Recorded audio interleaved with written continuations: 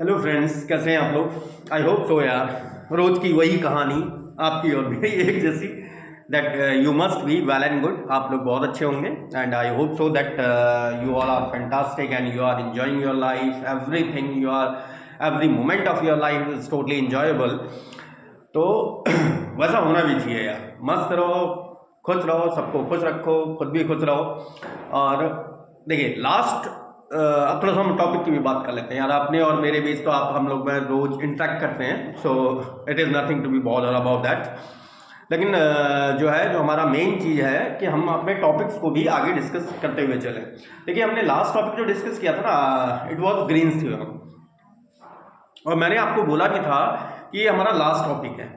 तो आज हमारा लास्ट ही लेक्चर है किस पर, ये हमारी जो यूनिट 1 आती है, यूनिट 1, या फिर आप कह सकते हैं कि जो वेक्टर कैलकुलेशन या फिर मैकेनिक्स की जो पहली यूनिट है, जो फुल्ली डिपेंडेंट है वेक्टर एनालिसिस पर, ये हमारी पहली यूनिट का एंडेड अप है। और ये क्वेश्चन जो मैं अभी आपको बताने जा रहा हूँ ना, ये एक दो स्टूडेंट्स ने ऑफलाइन क्लासेस में पूछे, तो मैं वही चीज़ें आपको यहाँ पर बता दे रहा हूँ, ठीक है। और उसके बाद फिर नेक्स्ट जो हमारा लेक्चर होगा ना, it will be theoretical physics, और it will be very enjoyable. उसमें आता है मजा। क्यों? क्योंकि अभी तक आप यार टोटली हम किस में चल रहे हैं यार, मैथमेटिकल फिजिक्स में चल रहे हैं। मैथमेटिकल फिजिक्स कहने का मतलब हम पूरा मैं मैथ्स भी, मैंने आपको बताया ना कि यार मैं तो मैथ्स के लेक्चर भी लेता हूँ, तो ऐसा नहीं है। तो मैथ्स भी अच्छी बात है, लेकिन हम अभी तक मैथमेटिकल फिजिक्स में चल रहे हैं। जब मैं बात कर रहा हूँ फिजिक्स की, तो यार फिजिक्स में तो वो चीज़ होनी चाहिए ना जो इंटरेस्टेबल भी हो, लॉजिकल भी हो, रीजनेबल भी हो, ठीक है ना। क्योंकि फिजिक्स अकेला एक ऐसा कारण है जिसके पीछे भी कारण है, ठीक है। तो चलिए आज अपना लेक्चर फर्स्ट ऑफ ऑल पहले ये का कंप्लीट करते हैं, जो क्वेश्चंस रेस्ट ऑफ हैं जो एग्जाम्स में आए हुए हैं, और उसके बाद after we will go on the next unit, okay.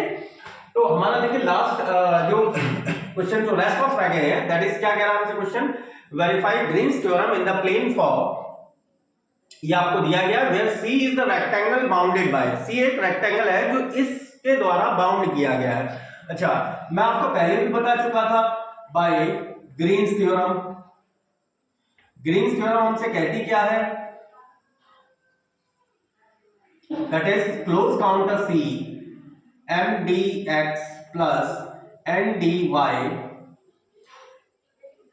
That is region r. और ये रीजन आर किसके द्वारा बाउंडेड होता है, मतलब किसके द्वारा कवर किया गया होता है, इस क्लोज कर्व सी के द्वारा कवर किया गया होता है। और डेल एन, और मैं ये देखो याद करने का तरीका भी है यार, इसे ऐसा कुछ नहीं कि मेरे को हर चीज रिमेंबर रहती है यार। No one is the master of physics, मैं कई बार बोल चुका हूं, तो इसलिए याद करने का आपको भी आना चाहिए कि एन यहां लिखा तो एक्स के रिस्पेक्ट में कर दो पार्शियली, एम यहां लिखा है तो उसका कर दो वाई के रिस्पेक्ट में, एंड dx dy। मतलब I have to verify this equation, हमें इस इक्वेशन को क्या करना है, वेरीफाई करना है। और हमें क्या दिया गया है, where C is the rectangle bounded by, and curve C is, आप चाहे इसे क्लोज कर लिखो, curve C is defined by, चलिए अब एक बार कर्व सी को ट्रेस कर सकते हैं हम लोग, ठीक है। इसने सारी की सारी लिमिट्स तो पॉजिटिव ले रखी है, ये एक्स एक्सिस, ये y axis, y equals to 0, कौन सी लाइन, एक्स एक्सिस, भाई इस लाइन पर हमेशा y इक्वल्स टू 0 होता है, x इक्वल्स टू 0 मतलब y एक्सिस, इस लाइन पर हमेशा x इक्वल्स टू 0 होता है, x equals to a line, x equals to a line. जैसे कल हम या कल किया था यार, परसों किया था, लास्ट लेक्चर में हमने x इक्वल्स टू शायद π/2 cos थीटा ऐसे कुछ लाइन थी, आई थिंक सो। तो x equals to a line कुछ इस तरह की आ गई ना, x equals to a line, ये आ गई हमारी a,0, that is x equals to a line, and y equals to b line, y equals to b। हाँ, लेकिन यहां पर से एक चीज डिफाइन नहीं करी, विच इज ग्रेटर। तो कई जगह आगे जब हम मैथ्स में एडिट करते हैं ना, तो मैथ्स में हमें फिर जब हम इंटीग्रेशन या फिर अन्य फैक्ट करते हैं, तो हमें वहां पर जरूरत पड़ती है कि कौन सी लिमिट बड़ी है। जब हम ट्रेसिंग करते हैं, एक्चुअली वहां पर लिमिट में भी नहीं बल्कि ट्रेसिंग में जरूरत पड़ती है कि a ग्रेटर है या b ग्रेटर है, कौन सी हायर वैल्यू है, तब हमें जरूरत पड़ती है। यहाँ पर तो हमें कोई आवश्यकता नहीं पड़ने वाली। ये कौन सी है, 0, b, तो मैंने इनके नाम को a और b रख दिए। इसकी लिमिट बता सकते हैं, that will be a, b, it is already, ये तो ओरिजिन पॉइंट हो गया, ओरिजिन पॉइंट आपको पता ही है 0, 0, और a b इसका नाम c रख दो, ये ऑलरेडी हो है। तो ये मेरे को रेक्टेंगल दिया गया है, इज डिफाइंड बाय, जो आपको डिफाइन किया गया था, it is y equals to 0, x equals to 0, y equals to b and x equals to a। तो हमारा भाई अब हम राइट हैंड साइड को अगर निकालना चाहे तो राइट हैंड साइड में पूरा कर्व क्लोज्ड है। तो पूरा कर्व क्लोज कैसे किया जा सकता है कि यहां से यहां, फिर मतलब o to a, then a to b, then b to c and c to। इसका मतलब here LHS which is close counter of mdx plus ndy, इसको क्या लिखेंगे आप, it is OA O to A, चाहे कर्व C1 लिखो, और इसके लिए mdx plus ndy कितना है, plus AB mdx plus ndy। देखिए मैं आपको एग्जैक्टली उस प्रोसेस में कराता हूँ ना जिस तरह से आपको एग्जाम में करना है। तो एग्जाम में तो आपको सारा कुछ लिखना पड़ेगा, अदरवाइज तो यहाँ पे C1 C2 C3 C4 किसी भी तरह से उस चीज को इंडिकेट कर सकते थे। और एग्जाम में देखिए, एग्जाम में कोई भी मार्क्स हमारा ना काटे, या फिर हम चाहे बीटेक इंजीनियरिंग स्टूडेंट हैं या फिर ग्रेजुएट लेवल स्टूडेंट हैं, तो आपके मार्क्स ना कटे, प्लस आपके पास एक्सेलेंसी भी होगी, हाँ भैया मेरे को प्रॉपर वे में हम इस तरह से कर रहे हैं। इसलिए मैं आपको एंटायरली उस चीज को लिखाता हूं, mdx plus ndy plus b से c आने के बाद c से हमें o पर आना पड़ेगा, एंड mdx प्लस ndy, और इस इक्वेशन को वहां मैंने s डाला है, इसको क्या दे रहे हैं s1। अब 1 by 1 पहले OA कर्व के लिए फॉर पार्ट OA, O में देखो, O मतलब था origin,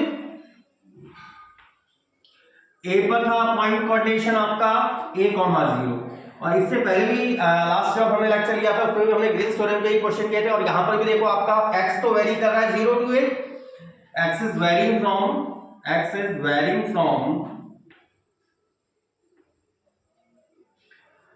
0 to a, but y आपकी एंटायरली 0 है। अगर y आपका एंटायरली 0 है, इसका मतलब डेफिनेटली dy आपके लिए 0 हो गया।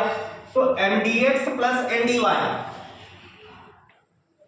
mdx plus ndy for OA curve.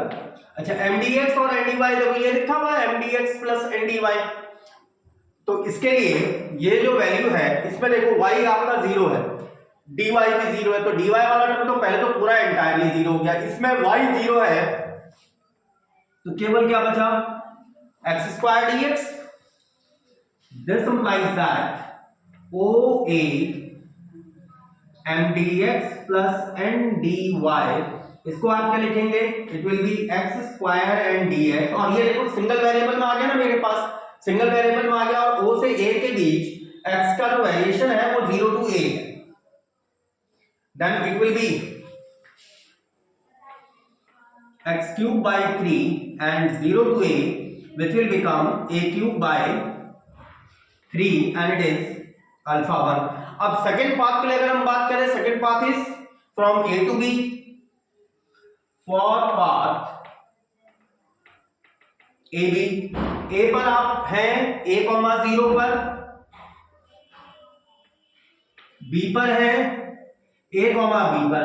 अब आप लोग ही खुद ही बताओ कि यहां पर आपका कौन सा वैल्यू कांस्टेंट हो रही है, x तो कांस्टेंट है, x तो चेंज ही नहीं हो रहा मेरा, x तो a का a ही बना है, लेकिन y वेरी कर जा रहा है 0 to b।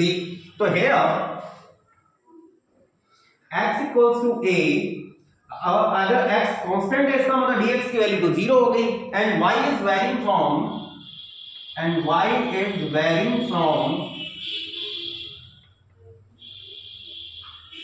0 to b।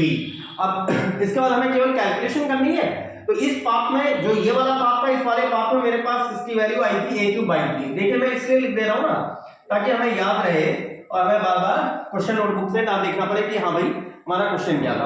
और एक साथ में क्या सेकंड वन जो मैं बार बार बोर्ड पे लिखता हूँ, दैट इज mdx और ndy, और हमारा कर्व कौन सा है। तो एक बार इसको कॉपी कर लीजिए, देन उसके बाद फिर हम फर्दर इसको आगे फॉरवर्ड करते हैं। तो इस कर्व के लिए जो हमारा AB है, इसमें हम पहले डिफाइन कर चुके हैं कि x तो मेरा कांस्टेंट था, dx की वैल्यू 0 थी, और y वैरी कहां से कहां कर रहा था, 0 to b वैरी कर रहा था। तो इसके लिए mdx प्लस ndy क्या हो जाएगा, क्योंकि x की वैल्यू तो वे a है, लेकिन dx मेरा क्या है 0, m D x plus N D y, मतलब ये टर्म तो पूरी तरह से जीरो हो गया, केवल ये पीछे वाला टर्म बचा, और ये पीछे वाले टर्म में भी क्या बचा, 2 माइनस का 2, एक्स की वैल्यू इस फंक्शन के लिए या इस पाथ के लिए ए दी गई है, and y and d y. इसका मतलब contour a b m D x plus N D y, it will become minus का 2a, जो क्योंकि कांस्टेंट वैल्यू थी इसलिए मैंने बाहर निकाल दिया, और केवल क्या बचा y dy, और इस पाथ a से b में क्या है मेरा y का variation, that is 0 to b। तो ये वैल्यू कितनी आ गई, माइनस का 2ay square by 2 and 0 to b, इस 2 से a 2 cancel out, it is minus का ab square and that is alpha 2। तो इसमें यहां पर हमारा आ गया है इस पाथ में माइनस का ए बी स्क्वायर, ठीक है। अब तीसरे पाथ ले लेते हैं, for path B C.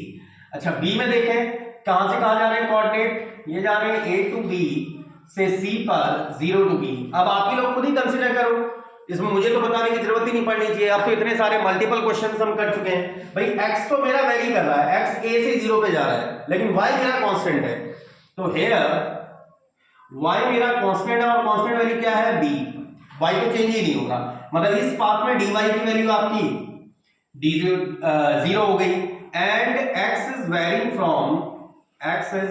From कहां से कहां वेरी कर रहा है, a to 0 की तरफ मूव कर रहा है। इसका मतलब m dx plus n dy for curve BC curve के लिए। अच्छा देखो, dy 0 है, dy 0 मतलब ये तो एंटायर फंक्शन ही 0 हो गया, y की वैल्यू b है, इसका मतलब x स्क्वायर y के साथ आ गया b स्क्वायर एंड dx, इसका मतलब for path BC mdx plus ndy, इसको लिखेंगे आप x square plus b square and dx, और यहां पर x की लिमिट कहां से कहां थी, a to 0, it is x cube by 3 plus b square x। अच्छा, a to 0 को मैं 0 to a कर दूं, लेकिन आगे से माइनस साइन अटैच करना पड़ेगा।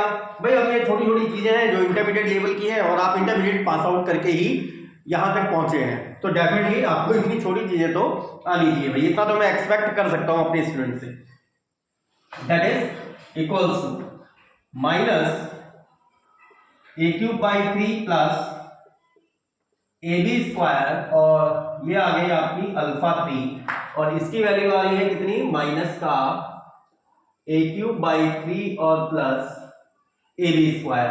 एंड लास्ट पाथ रह गया फॉर पाथ कहां से कहां, CO। तो C तो आपका कोऑर्डिनेट है 0 to b, O ओरिजिन है, तो इसमें देखो कौन कांस्टेंट है, x is entirely constant, x की एंटायरली कांस्टेंट, और वो कांस्टेंट वैल्यू क्या है 0, तो dx भी 0 हो गया। y is varying from, y हमारा वेरी कर रहा है कहां से कहां, b to 0। तो इस पाथ के लिए, for that particular path, mdx for plus ndy for path CO। अच्छा, इसमें देखो dx 0 है, तो dx 0 कहने का मतलब ये पाथ ही 0 हो गया। सेकंड वन थिंग, x भी 0 है, x भी 0 है, तो ये भी तो पूरा, अरे ये तो मजेदार हो गया यार, इट इज ये तो सीधा 0 हो गया। इसका मतलब ये समझ गए ना आप लोग सभी। देखो पहले तो dx 0, तो dx 0 ये आ गया, और x अगर मैं 0 करूंगा, x को अगर हम 0 रखते हैं सेकंड वाले पक्ष में, तो वो भी 0 हो जाएगा। इसका मतलब this implies that for CO mdx plus ndy it will entirely become 0। thus जो आपकी लेफ्ट हैंड राइट साइड थी, it is close counter C mdx plus ndy, ये क्या था, इन चारों इक्वेशंस का सम, और पहले पार्ट में हमारा सम क्या आया था भाई, x में 0 से ये वेरिएशन था और y 0 था, मतलब ये वैल्यू 0, x में 0 से x³ by 3 that is a³ by 3। तो ये a³/3 रहा होगा, a³/3। Second value is minus का ab², third value is minus का a³/3 माइनस का ab², and fourth value is 0, and it will become minus का 2ab², और इसको मैं कुछ नाम दे रहे हैं हम s, कुछ भी नाम दे दो यार, s2, अगर मैंने s1 पहले डाल दिया तो s2, नहीं तो कुछ भी और नाम दे दो, d1 d2। ठीक है, अब हमारा काम केवल क्या रह गया है, राइट हैंड साइड को कैलकुलेट करना। राइट हैंड साइड इस रेक्टेंगल द्वारा घेरा गया एरिया किस प्लेन में है, ये xy प्लेन में है, तो xy प्लेन में इसका और मैंने ट्रेसिंग में देखो कैसे करिए, एंटी क्लॉकवाइज इस तरह से घूम रहा हूं, तो इसका यूनिट वेक्टर इसी डायरेक्शन में आ जाएगा, क्या इज दैट क्लियर, और ये रीजन क्या जाएगा dx dy। तो एक बार इसको कॉपी कर लीजिए, उसके बाद हमसे राइट हैंड साइड से भी सॉल्व कर लेना है। चलिए अब अपनी राइट हैंड साइड की तरफ मूव करते हैं। राइट हैंड साइड हमारी क्या थी भाई, इस रेक्टेंगल द्वारा घेरा गया रीजन, और इस रेक्टेंगल द्वारा घेरा गया रीजन क्या था, that is region are mdx plus mdy। फिर से देखो मैं यहीं से देख के लिख रहा हूं, del m by del x, del m by del y and out of dx dy, और dx dy ये एरिया ऑफ रीजन होता है आपका। अच्छा, del m by del x, इसको डायरेक्टली सॉल्व कर सकते हैं हम, ये मेरा n है, इसका x के रिस्पेक्ट में डिफरेंशिएशन करो, माइनस के 2xy का x के रिस्पेक्ट में करूंगा, इट विल बी माइनस का 2y, इसका del m by del y, इसका y के रिस्पेक्ट में करो, इसका y के रिस्पेक्ट में करेंगे तो माइनस का 2y and dx and dy। और मैंने आपको इसको मल्टीपल टाइम आपको ये चीज बताई है 4y, कि यहां पर आप इंटीग्रेशन कैसे भी ले सकते हैं, लेकिन जिसके रिस्पेक्ट में आप पहले करना चाह रहे हैं उसके रिस्पेक्ट में आप स्ट्रिप लीजिएगा। जैसे dx dy बेसिकली मेरे को एरिया को बताता है, एरिया रीजन एक छोटे से रीजन को बताता है। क्यों, इसका भी कारण है भाई, आप इस चीज को समझिए ना कि भाई अगर मेरे पास कोई भी क्लोज कर्व दिया गया है, ऐसे तरह से क्लोज कर्व दिया, अब मैं अगर x के पैरेलल और ऐसे ही y के पैरेलल अगर मैं लाइंस खींचूंगा, मैं x के पैरेलल कह रहा था, मैं स्ट्रेट लाइन ऐसे वर्टिकल लाइंस खींच रहा था, तो ये मत सोचिए कि सर कह रहे हैं यार वर्टिकल, यार x एक्सिस और y एक्सिस तो किसी को भी मान लो, इट डिपेंड्स ऑन यू। अब यहां पर अगर इसका छोटा सा एलिमेंट में चूज करूंगा ना, तो ये dx ही तो चूज करूंगा, अगर मैं x एक्सिस इसको मान के चल रहा हूं, और इस यहां पर छोटा सा एलिमेंट चूज करूंगा तो इट विल बी dy। तो इस छोटे से रीजन का कितना हो जाएगा dx dy, एंटायर का कैसे निकालूंगा, इंटीग्रल dx और dy। ठीक है ना, पूरे एंटायर रीजन का अगर मुझे निकालना है it will B integral of dx, क्योंकि मुझे सब छोटे छोटे रीजन्स को क्या करना है, सम ही तो करना है। तो summation of dx dy will become the entire area, वो एंटायर एरिया में कन्वर्ट हो जाएगा। ठीक है, तो यहां पर अच्छा देखिए, जो यहां पर हम कर रहे हैं, पहले हमने y के रिस्पेक्ट में लिया, तो y के पैरेलल एक स्ट्रिप ले लीजिए, जिस तरह से आप अभी तक लेते हुए आ रहे थे, y के पैरेलल अगर हम स्ट्रिप ले लें, और मैं मल्टीपल टाइम्स आपको बता चुका हूं, अगर हम y के पैरेलल ले रहे हैं तो हमें x में तो ऐसे देखना है, y में ऐसे देखना, चाहे हम x के पैरेलल ले रहे हैं तो भी हमें x में ऐसे देखना, y में ऐसे देखना, कोई अलग नहीं है, डेफिनेशन अलग नहीं है।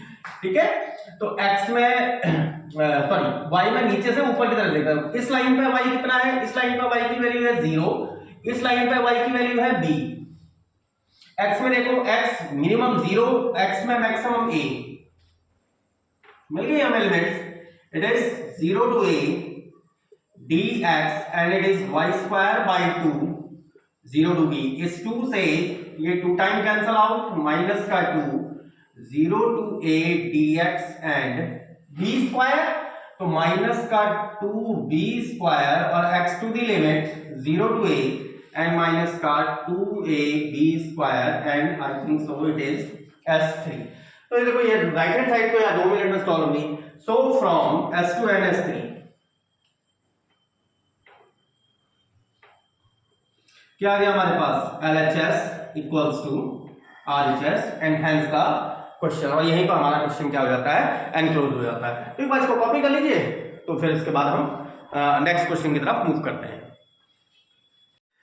देखिए, अब हमने जो नेक्स्ट क्वेश्चन लिया हुआ है, ये बीटेक इंजीनियरिंग स्टूडेंट्स का क्वेश्चन है कि so that the area bounded by a simple close curve C is given by, एक सिंपल क्लोज कर्व द्वारा जो घेरा गया रीजन होता है या एरिया बाउंडेड होता है वो इतना होता है, hence find the area of N ellipse, और एक इलिप्स का इसी की हेल्प से एरिया भी कैलकुलेट करिए। तो आप एरिया तो किसी भी तरह से कैलकुलेट कर सकते हैं भाई, कोई भी एक क्लोज्ड कर्व दिया हुआ है, तो कोई भी एक क्लोज्ड कर्व भाई इलिप्स का दिया हुआ है, इसलिए मैं फॉर्म भी इलिप्स टाइप की बना दे रहा हूं यार, ठीक है ना।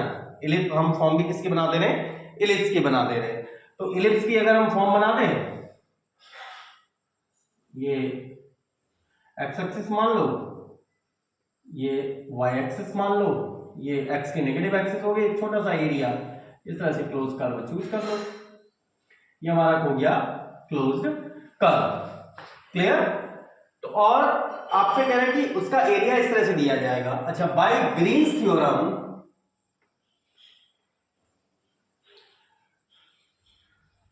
बाय ग्रीन्स थ्योरम आपने क्या रीड किया है, you have read close contour c m D x plus N D y बराबर होता है the region covered by this closed curve. Number of times मैं इस बात को रिपीट कर चुका हूं कि ये आर क्या है, इस कर्व द्वारा घेरा गया रीजन है, और ये वैल्यू क्या थी, it is del n by del x minus del m by del y and out of dx and dy। तो मुझे यही कैलकुलेट करनी है। Here m D x plus N D y ये किसके बराबर दिया हुआ है, एक बार चेक करो तो ये मुझे दिया किसके बराबर है, m की वैल्यू क्या दी है, ये मेरे को दिया हुआ है x d y minus y d x. इसका मतलब दैट इज m मुझे दिया गया है, m dx होता है, m की वैल्यू है माइनस वाई, n की वैल्यू है इट इज x, n की वैल्यू है x। क्लियर। तो m dx plus n dy अगर मुझे कैलकुलेट करना है तो इसका एरिया मैं यहां से निकाल सकता हूं, क्योंकि ये एरिया dx dy तो एरिया, तो मैंने आपको क्या बताया था भाई, अगर मैं इसको इंटीग्रेशन में अगर इसे सॉल्व करूं तो यहां पर पहला अगर मैं मान लूं कि ये dx के लिए है और सेकंड इंटीग्रल dy के लिए है, तो ये डेफिनेटली आपके लिए क्या आ जाएगा भाई, स्टेप आपको किसके पैरेलल लेनी पड़ेगी, y के पैरेलल लेनी पड़ेगी, एग्जैक्टली y के पैरेलल लेनी पड़ेगी। और ये भाई एरिया जो आपका आ जाएगा वो जो हमारे पास यहाँ इंटीग्रल वैल्यू दी गई है उसका एरिया मुझे मिल जाएगा, एग्जैक्टली। लेकिन भाई अगर हम पूरा इसको कैलकुलेट करना चाहें dx dy, भाई अगर हम छोटी छोटी लिमिट्स में से कैलकुलेट करना चाहें तो हमारे पास ये एक्सप्रेशन क्या बन गया, this implies that close counter C m कितना था, m की वैल्यू थी माइनस का y dx प्लस n मतलब x dy। इसको आप क्या लिखेंगे, it can be written as double integration of r del n by del x, del n by del x, इसका x के रिस्पेक्ट में करो, it is 1 del m by del y minus minus 1 that is plus 1 and dx dy। और dx dy क्या आ गया, ये तो 2 आ गया, dx dy इज एरिया, भाई dx dy मेरा एरिया है, तो 2 into a, इसका मतलब एरिया की जो वैल्यू होगी it will be half of close counter C minus का y dx plus x dy होगा। पहला पार्ट तो आपका ये यहीं पर अकम्प्लिश हो जाता है। सेकंड पार्ट आपसे क्या कह रहा है, सेकंड पार्ट में कह रहा है and hence find the area of ellipse, और इसी के हेल्प से एरिया ऑफ इलिप्स निकालो। अच्छा, अगर मैं इलिप्स की बात करूं, सिंस अब किसी भी तरीके से निकाल सकते हैं यार, इक्वेशन ऑफ इलिप्स इज क्या होती है, इक्वेशन ऑफ इलिप्स ये जैसे मैंने कौन सा इलिप्स बना रखा है, हॉरिजॉन्टल इलिप्स से एक इलिप्स वर्टिकल इलिप्स भी होता है, ठीक है ना। अभी मैंने हॉरिजॉन्टल इलिप्स ले रखा तो उसी तरह से हम ले रहे हैं, क्या होता है हमारे पास x square upon a square y square upon b square equals to 1, जहां पर a होती, छोटा वाला जो a है ये होती है सेमी मेजर एक्सिस और छोटा वाला b होती है सेमी मेजर एक्सिस। इन पैरामेट्रिक फॉर्म, क्योंकि पैरामेट्रिक ज्यादा सरल दिख रहा है यहाँ पर, मैट्रिक फॉर्म भाई देखिए, अब आप इस इंटर के स्टूडेंट तो है नहीं, ठीक है ना, कि मैं आपको भाई यहाँ पर अगर हम चाहें तो इसको कार्टेशियन फॉर्म में भी सॉल्व कर सकते हैं, बस हमें लिमिट यहाँ से यहाँ की लेनी पड़ेगी। हाँ चलो चलिए ठीक है, चलिए कोई बात नहीं, मैं एक बार इसको पैरामेट्रिक फॉर्म में भी हम इसे सॉल्व कर ले रहे हैं, फिर एक बार कार्टेशियन पैरामेट्रिक फॉर्म में भी सॉल्व कर ले रहे हैं। पैरामेट्रिक में तो कर ही रहे हैं, उसके बाद एक बार कार्टेशियन फॉर्म में भी सॉल्व कर रहे हैं ताकि आप लोगों का कंफ्यूजन दूर हो जाए। लेकिन आप लोग यार स्टूडेंट ऑफ बीटेक और बीएससी हैं, तो थोड़ा सा अपने आप को एडवांस रखने की कोशिश करिए कि आप थोड़ा सा इजी वे में चलें, ठीक है ना। तो x पैरामेट्रिक फॉर्म में x को क्या लिख सकता हूं मैं, it can be as a cos t, y को लिख सकता हूं b sin t। चेक करो, इसको अगर a cos t रख दिया तो a स्क्वायर से a square cancel out, cos square t, b यहां पर b sin t रखा तो b स्क्वायर से b square cancel out, sin square t cos square t plus sin square t की वैल्यू 1 हो जाएगी। और t यहां से यहां तक के लिमिट जो t में जाएगा वो मैक्सिमम कहां से कहां तक वेरी कर जाएगा, 0 to 2 pi. Is that clear? तो area of ellipse, so area of ellipse a, ये वैल्यू आ गई half of close counter c तो अभी उसका अर्थ है माइनस का y dx। अच्छा यहां पर dx और dy हम कैलकुलेट कर सकते हैं, मैं यहां ग्राफ में कैलकुलेट कर दे रहा हूं, आप चाहे तो फिर में उसको अलग से कैलकुलेट कर दीजिएगा। dx by dt को आप क्या लिखेंगे या dx को क्या लिखेंगे, केवल dx ही बता दीजिए, माइनस का a sin t and dt and dy को प्लेस कर सकते हैं आप b cos t and dt। तो ये क्या बन गया आपके पास, माइनस का y मतलब माइनस का b sin t, माइनस का y b sin t, dx मतलब माइनस का a sin t and dt। ये पूरा भी काउंट इंटीग्रल के अंदर ही चल रहा है यहां, प्लस x मतलब है a cos t और dy कहने का मतलब है b cos t and dt। तो एरिया आपके पास क्या आ गया, area will become half of, देखो दोनों में ए बी कॉमन है, इट इज ए बी तो आ गया एंटायर कॉमन,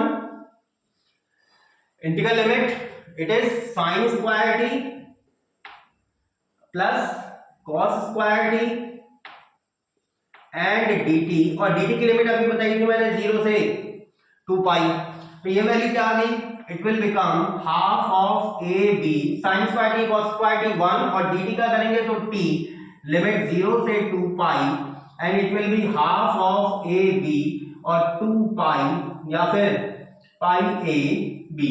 तो हमारी जो इलिप्स का एरिया है वो कितना होता है, पाई ए बी। और वैसे भी आपको पता है, मैंने एक बार याद करने का तरीका भी बताया था, सर्कल में जैसे हम पाई आर स्क्वायर लिखते हैं ना, पाई आर स्क्वायर, क्योंकि भाई ये जैसे सर्कल है तो ये वाली साइड भी आर है, ये वाली साइड भी आर है, तो पाई आर इंटू आर।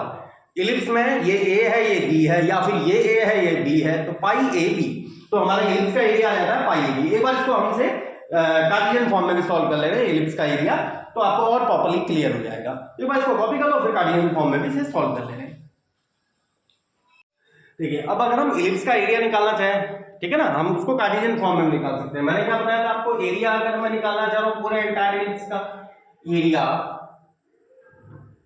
को आप किस तरह से लिख सकते हैं भाई, एक एलिमेंट का था dx dy, एंटायर का हो गया double integration of dx dy। अच्छा अभी इलिप्स की एज इक्वेशन ऑफ इलिप्स क्या थी आपके पास, X square upon A square plus Y square upon B square equals to 1।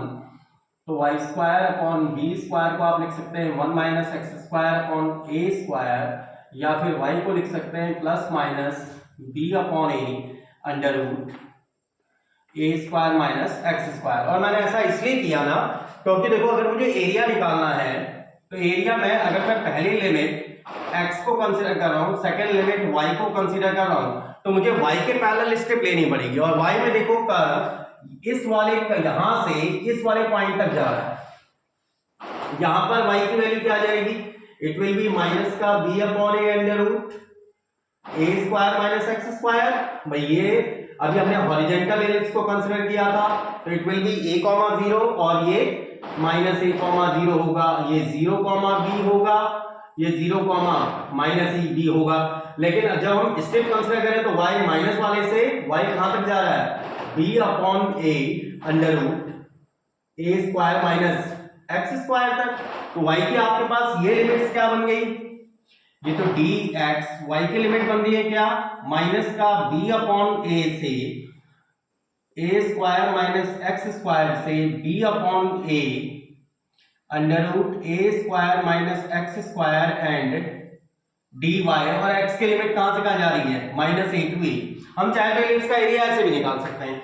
अब दोनों ही फंक्शन इवन फंक्शन है, क्योंकि देखो एफ वाई भी 1 है एफ एक्स भी 1 है, तो दोनों के स्थान पर क्या लिख दूं, 4 0 to a 0 to b upon A under root A square minus x square, it is for d x, और इसको हमने कंसिडर किया था फॉर डी वाई। और मैंने आपको कई बार मल्टीपल टाइम्स ये बोल चुका हूं कि भाई जिसके पैरेलल मैं जिसके अकॉर्डिंग पहले निकालना चाह रहा हूं उसके अकॉर्डिंग मुझे स्टेप लेनी पड़ेगी, तभी हमारे भी कोऑर्डिनेट चेंज हो जाते हैं।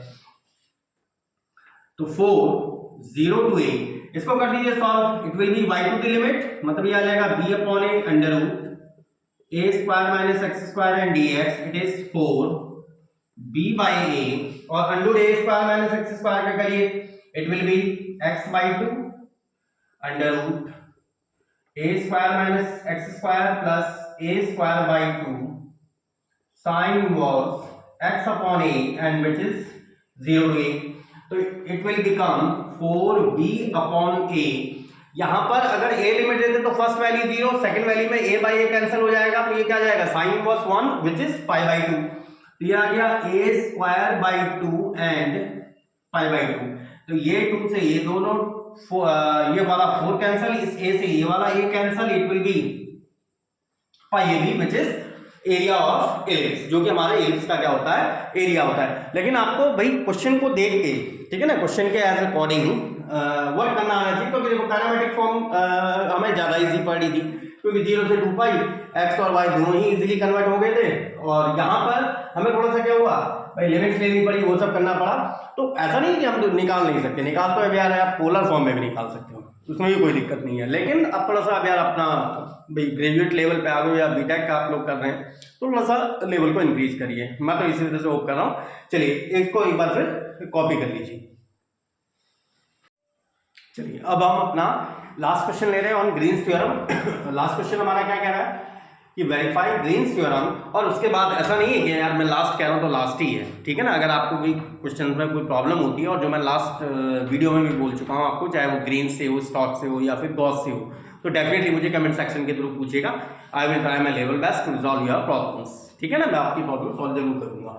तो अब से यहां पर क्या करेगी problem, verify Green's theorem in the plane for, इसके लिए हमें प्रूव करनी है where C is the closed curve of the region bounded by, ये है रीजन। अच्छा ग्रीन्स थ्योरम हमें पता है ये होती है, ठीक है ना, इसलिए मैंने स्टेटमेंट पहले लिख दिया कि हाँ ग्रीन्स थ्योरम हमारी ये है। अच्छा रीजन इज ये curve is bounded by, curve C is bounded by, किसके द्वारा है, बाउंडेड बाय है y बराबर x एंड y बराबर एक्स स्क्वायर। इसको आप ट्रेस कर सकते हैं, it is very easy to trace, ठीक है ना। अगर हम x एक्सिस और y एक्सिस ट्रेस करें, और ये चीज मैंने एक बार अगर आप लोगों को याद है 1 या 2 वीडियो पहले, ठीक है ना, मैंने आपको ये चीज बोली थी, अगर आपको ट्रेसिंग आती है then it is too good, नहीं आती तो आप पॉइंट कोऑर्डिनेशन कर सकते हो। चाहे y बराबर x है, y बराबर x क्या है आपने इंटर में पढ़ी है, एक स्ट्रेट लाइन y बराबर mx प्लस c, m की वैल्यू कितनी है 1, मतलब tan थीटा 1, tan थीटा 1 मतलब थीटा इक्वल्स टू 45 डिग्री। इसका मतलब ये एक ऐसी स्ट्रेट लाइन है जो x एक्सिस के साथ 45 डिग्री का एंगल बनाते हुए जा रही है। और y बराबर एक्स स्क्वायर क्या है, या एक्स स्क्वायर बराबर y क्या है, एक्स स्क्वायर बराबर क्या है आपका एक पैराबोला की इक्वेशन है। और नहीं भी पता है तो आप इसे पॉइंट कोऑर्डिनेशन के थ्रू आसानी से कर सकते हैं। जैसे मैंने आपको बताया था कि x को वैल्यू दो, y के ऑर्डिनेट निकालो। जैसे x को 0 करूंगा तो y 0, तो 0 0 पहला पॉइंट हो गया, मतलब ये ओरिजिन से तो जाता है भाई। x को 1 दिया, y भी 1 आ जाएगा। x को 2 करूंगा तो y की वैल्यू 4 आ जाएगी, ठीक है ना। तो इस तरह से आप x square equals to y को भी ट्रेस कर सकते हैं। तो x square equals to y या फिर y इक्वल्स टू x, पहले y equals to x trace करते रहे, तो y इक्वल्स टू x तो ये होगी लाइन जो इसके साथ यहाँ इसके साथ कितने डिग्री का एंगल बना रही है 45 डिग्री। और x square equals to y, it is a curve, ये आ गया जो पॉइंट ए पर इंटरसेक्ट कर रहा है, और ये मेरी कौन सा कर्व है x square equals to y. तो आपको यहां पर दिखाई दे रहा है कि ये जो कर्व है ना, जो क्लोज्ड कर्व आ रहा है, ये ओ से ए पर, फिर ए से ओ पर आ रहा है। क्लोज कर्व मेरा तब बन रहा है, क्लियर। और दोनों कर्व किस पर इंटरसेक्ट कर रहे हैं, एट पॉइंट ए पर इंटरसेक्ट कर रहे हैं, bounded by A, and both the curve intersect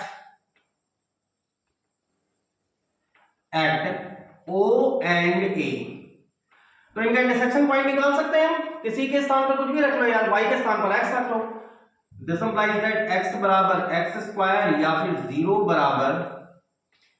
बराबर x1 माइनस x और x equals to 0 comma x equals to 1। When x equals to 0 किसी भी एक में रख लो x को 0 तो y भी 0 आ गया, मतलब आपका कौन सा आ गया, दैट इज कौन सा पॉइंट है, ओरिजिन पॉइंट है O विच इज 0 0। एंड अगर x इक्वल्स टू 1 में प्लेस करता हूं, किसी भी एक में प्लेस करो, x को 1 अगर प्लेस कर देंगे तो y की वैल्यू भी 1 आ जाएगी, that is A which is 1, 1। मतलब यहां पर जो इंटरसेक्शन पॉइंट है ना ये 1, 1 है। तो यहां पर इक्वेशन s को सॉल्व करने के लिए एक बार लेफ्ट हैंड साइड एक बार राइट हैंड साइड निकालनी पड़ेगी। सो लेफ्ट हैंड साइड क्या दी हुई है, close counter m dx plus n dy। It will B पहले o से a के along o to a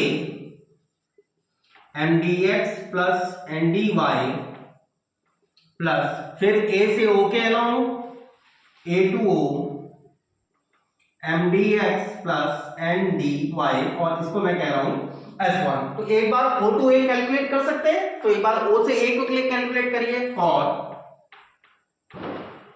O to A। अच्छा O से A पाथ में जब आप O से A जा रहे हो, इसमें देखो क्या है, कौन से कर्व की इक्वेशन है, that is x square equals to y। तो इस पाथ में x square equals to y है, इसका मतलब आप 2x dx बराबर क्या लिख सकते हैं, dy लिख सकते हैं, क्योंकि मैंने आपको पहले ही बताया था कि अगर आप किसी एक सिंगल वेरिएबल में चेंज कर देंगे that it will be too good to solve that problem. हमारे वो प्रॉब्लम क्या हो जाएगी, काफी रिड्यूस कर जाएगी वो प्रॉब्लम। तो 2x dx को हम dy लिख सकते हैं, मतलब m dx plus n dy for curve, अगर मैं o a के लिए निकाल रहा हूं m dx plus n dy, देखो m dx plus n dy x square equals to y है, मतलब dy को आप dx में चेंज कर सकते हो। अच्छा और यहां पर y का मतलब है x स्क्वायर, तो ये क्या बन गया, देखो पहले तो मैं m dx पहले पूरा ही लिख दो, चलो xy plus y square and dx plus x square dy, करिए ऐसे चेंज, x y के स्थान पर again x square x cube, y square मतलब हो गया x की power 4, it is dx plus x square को ऐसे रहने दो, dy के स्थान पर 2x dx, तो ये क्या बन गया m dx plus n dy for curve OA, it will become x cube, और एक देखो 2x क्यूब भी आ रहा है, तो 3 of x cube plus x to the power 4 of dx। तो ये एंटायर लिमिट ही मेरी किसमें कन्वर्ट हो गई है, x में, और x में मुझे पता है भाई ये वेरिएशन कहां से कहां तक जा रहा है, मैक्सिमम।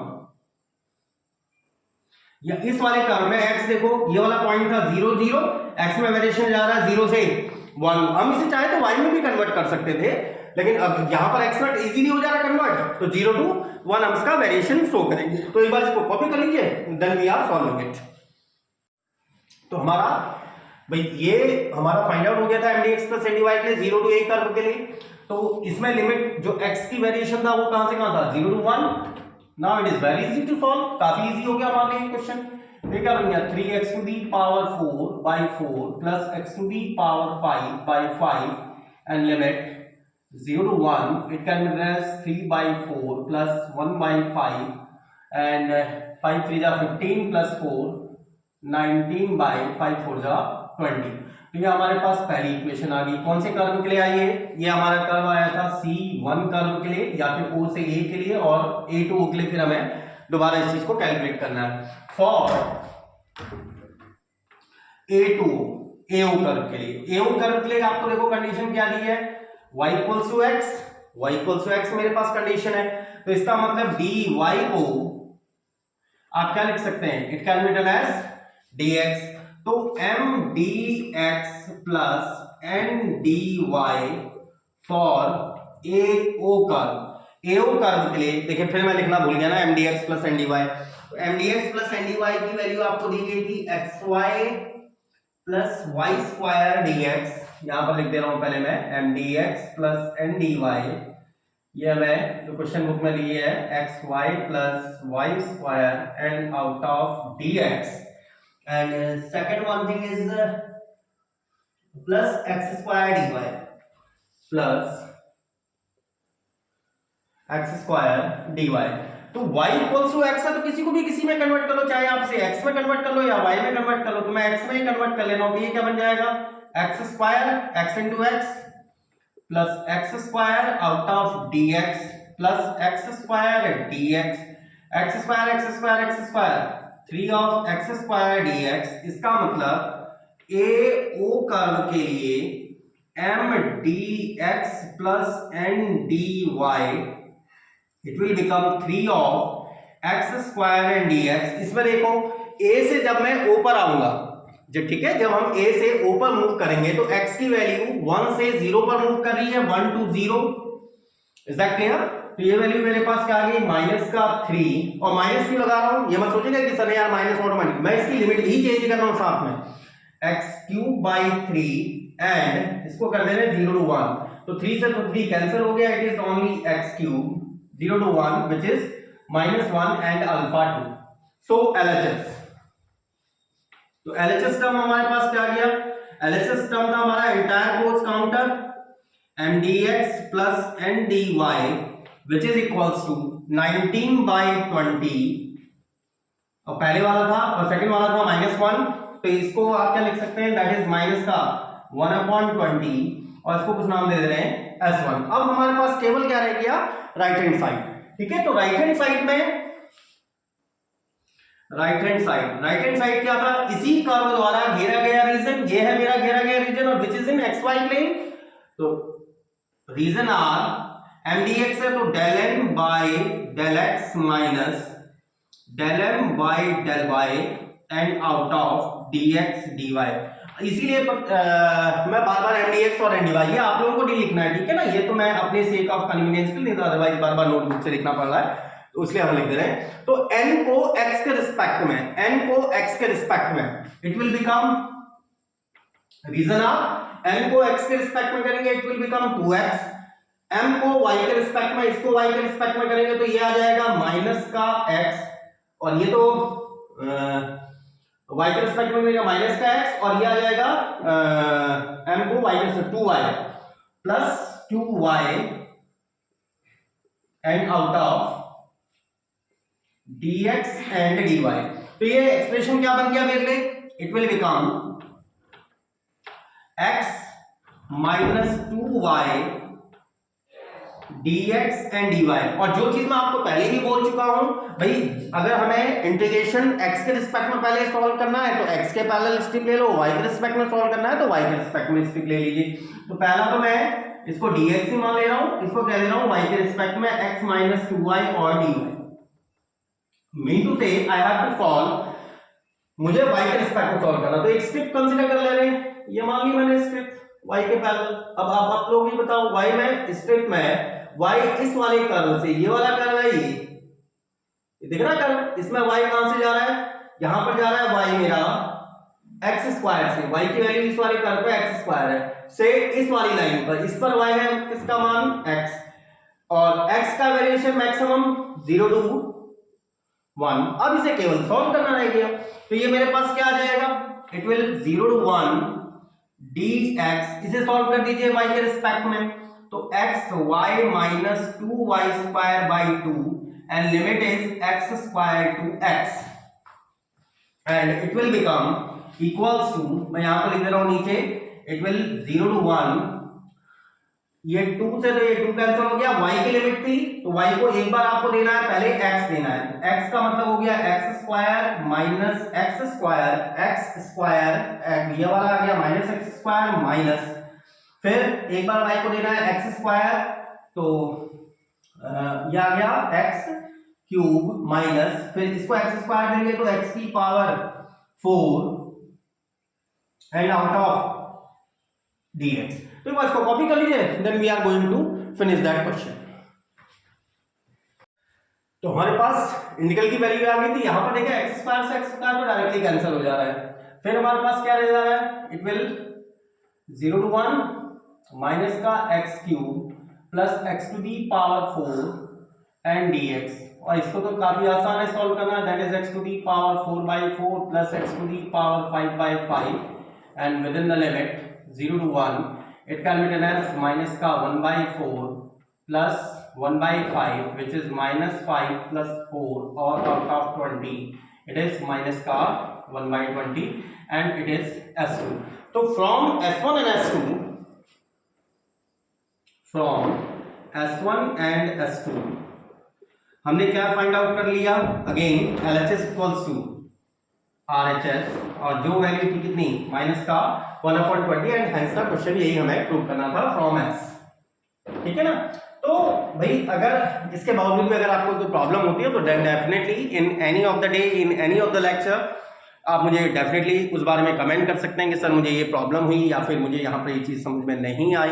आप मुझे किसी भी चाहे इंटीग्रल में कोई चीज़ समझ में ना आई हो, इंटीग्रल कहने का मतलब कहीं पर कैलकुलेशन कहीं पर प्रॉब्लम कर रही हो, ठीक है ना, कि मैंने कैसे ले ली। और मैं आपको कई बार बता चुका हूँ कि भाई जिसके रिस्पेक्ट में हम पहले करना चाहते हैं ना तो उसके रिस्पेक्ट में हमें स्टेप लेनी पड़ती है, ठीक है, हम उसके रिस्पेक्ट में कर सकते हैं, ऐसा कुछ नहीं है, ठीक है ना। हाँ, लेकिन इंटीग्रेशन लिमिट चेंज हो जाएंगी, अगर हम x के रिस्पेक्ट में पहले करेंगे तो इंटीग्रेशन लिमिट चेंज हो जाएंगी, y के रिस्पेक्ट में पहले करेंगे तो इंटीग्रेशन लिमिट चेंज हो जाएंगी। और ये चीज एक पर्टिकुलर मैथ्स में टॉपिक भी है, change of order of integration, ठीक है ना। और लेकिन कोई दिक्कत नहीं, चलिए ठीक है, आज के लिए हमारा लेक्चर सफिशिएंट है and from the next day we are going on theoretical physics wherever we will enjoy a lot actually। भाई देखो फिजिक्स को फील करना जरूरी है, ठीक है ना, तो वहां पर हम खूब मजे करेंगे। टिल देन एंजॉय करिए लाइफ में, मस्त रहिए, मजे करिए एंड खूब पढ़िए भाई, ठीक है ना, ताकि आप भी मस्त रहें और मैं भी मस्त रहूं। Till then goodbye boys and girls.